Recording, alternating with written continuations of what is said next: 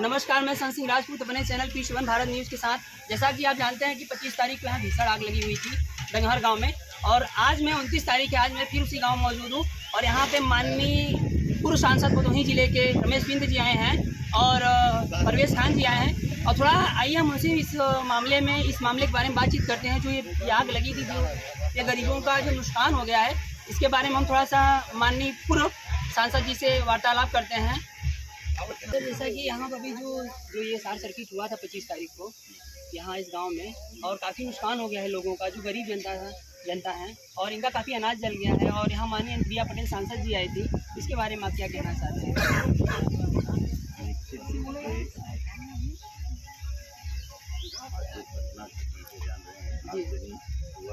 जी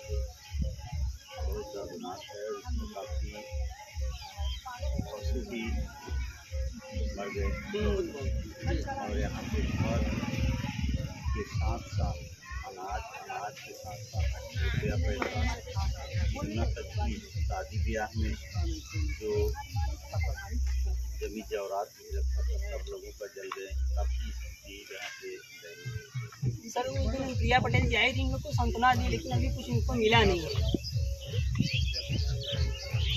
ज़्यादातर यहाँ पे जान रहे हैं कि गरीब बुढ़वा लोग हैं, और निश्चित रूप से जो इनके साथ जो आपदा घटना घटी है, तो निश्चित रूप से सरकार की जिम्मेदारी बनती है उसकी मदद करनी। और निश्चित रूप में जो सब काम में लोग बैठे हैं, उनकी दायित्व बनता है कि इनको मदद करने का काम करें। सर, आप इस घटना के बारे में क्या डॉक्टर यार यहाँ डॉक्टर साहब हाँ मत आप फोटो जी जी फोटो सब जी जी जैसा कि पता चला है जी बिजली के तार की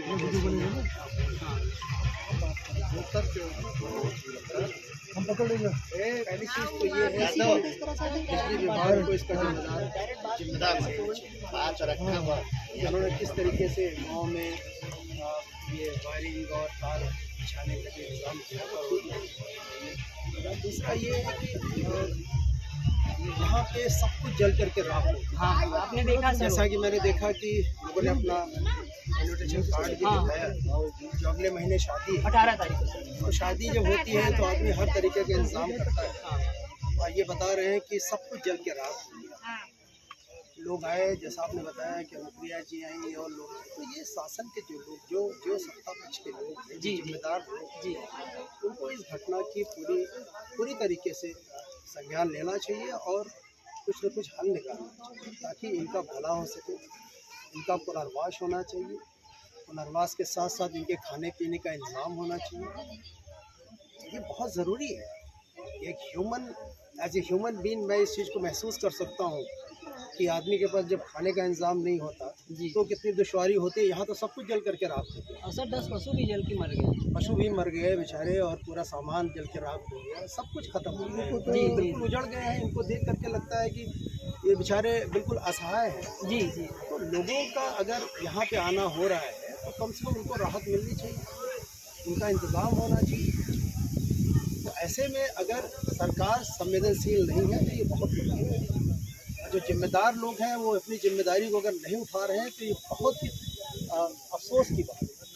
इसे वोट लेने के लिए थोड़ी ना होता है। नहीं, ये गरीब लोग हैं, परेशान लोग हैं, तो गरीबों की मदद तो आगे बढ़ के करनी चाहिए।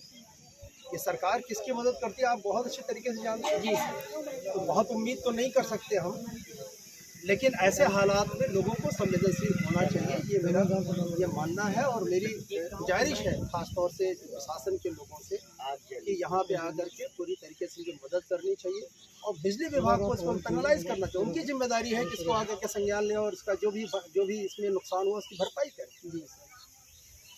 और सर, जो शॉर्ट सर्किट हुआ है, लोग बताते हैं कि बिजली का यहाँ पे तो कनेक्शन सही है, फिर भी ये तो हो सकता है कुछ अपनों भी केयरलेस हो सकते हैं ना। केयरलेस क्या हो सकते हैं? घर जो है वो घास फूस से बना हुआ है जी जी, गर्मी का दिन है, पानी का कोई बहुत प्रॉपर इंतजाम नहीं है, तो एक जगह आग लगेगी तो फैलेगी। मैं तो देख रहा हूँ यहाँ पेड़ वेड़ जल करके राख हो गए, तो ये पेड़ राख हो गए, पशु मर गए, किसी तरीके से आदमी नहीं बेचारे उनको उनकी हानि नहीं हुई, इंसान नहीं मरा।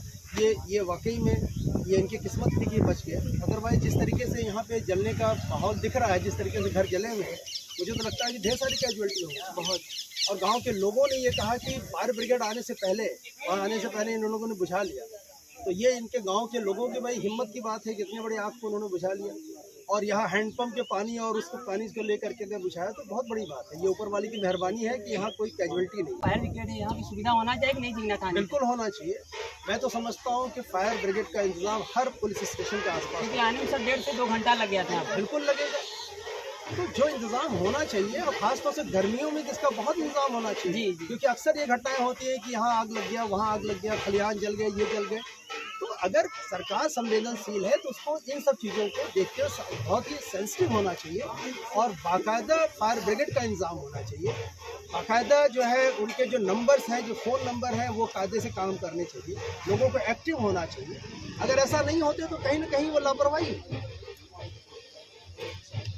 जैसा कि अभी आपने देखा कि परवेश खान सर ने मुझे बताया और पूर्व सांसद रमेश जी ने बताया कि यहाँ पे जो फायर ब्रिगेड की जो सुविधा नहीं है, वहाँ यहाँ पे रहना चाहिए। क्योंकि उस दिन जिस दिन ये आपदा आई थी 25 तारीख को, फायर ब्रिगेड आने में 1.5 से 2 घंटे लगे थे। मिर्जापुर जिले के जो अधिकारी हैं, जिलाधिकारी हैं माननीय प्रियंका निरंजन पटेल जी, अभी 4 दिन हो गया उनका यहाँ पे कोई आगमन नहीं हुआ है।